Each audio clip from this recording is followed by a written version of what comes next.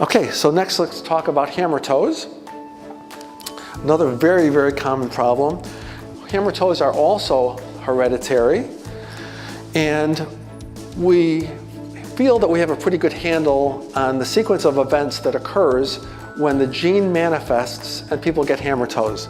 The first thing that happens is the flexor tendon contracts. So a person has normal, nice straight toes. All of a sudden, the gene begins to manifest, the toes contract, and that's what pulls it, is the flexor tendon to the toe. The second thing that happens is the joint shifts. So the toe contracts, and then the third thing that happens is the extensor tendon, the tendon on the top of the foot, holds the toe up so it can have the pleasure of rubbing on the tops of people's shoes and forming a corn.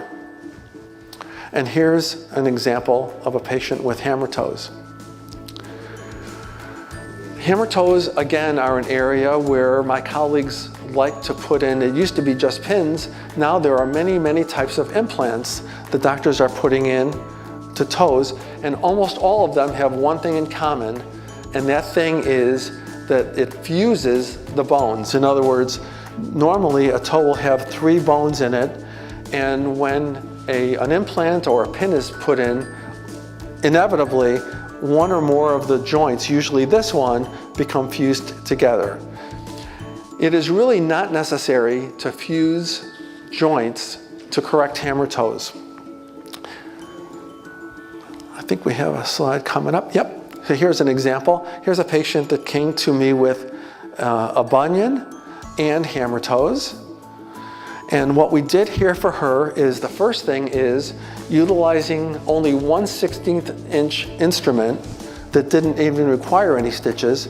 We lengthened the extensor tendons on all 4 of her toes. The next thing we did is we made little 1/8 of an inch incisions on the sides of all 4 toes, and through those little incisions I made cuts in what's called the proximal phalanx, or the first bone, which allowed me to push this down and bring this up.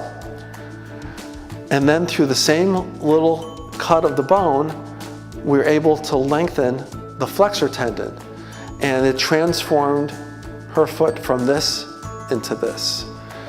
It is not necessary to remove the corns with a laser or anything else. They disappear by themselves once the toes are straight.